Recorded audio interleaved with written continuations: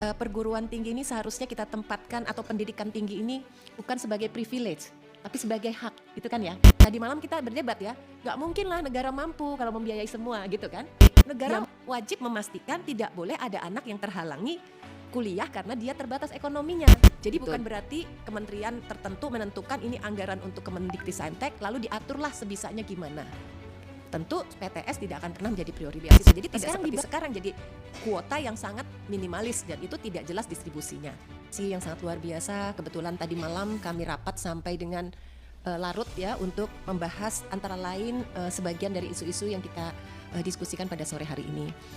Mungkin dari sisi masukan-masukan terkait SPMB sudah cukup ya, jadi menjadi catatan dan perhatian kami.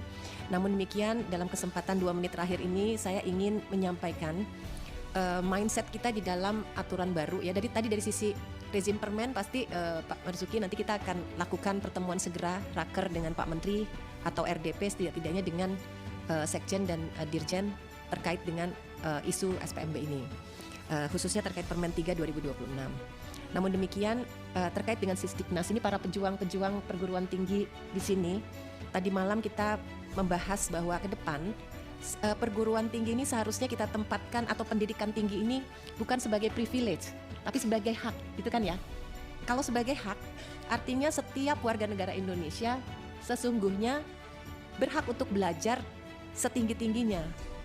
Dan kewajiban negara memastikan akses tersebut tersedia, terjangkau, dan berkualitas. Sebetulnya kita tidak, kenapa harus bicara soal seleksi gitu? Seharusnya tidak perlu seleksi dalam pengertian yang tadi mungkin Prof. Fasih sampaikan, apa potensi dan juga setiap anak bangsa yang ada itu harus dioptimalkan melalui pendidikan setinggi-tingginya. Tidak boleh ada yang terlewat. Gitu, apakah itu di bidang kesehatan atau mungkin di bidang-bidang lainnya sesuai dengan kebutuhan untuk pembangunan di negara.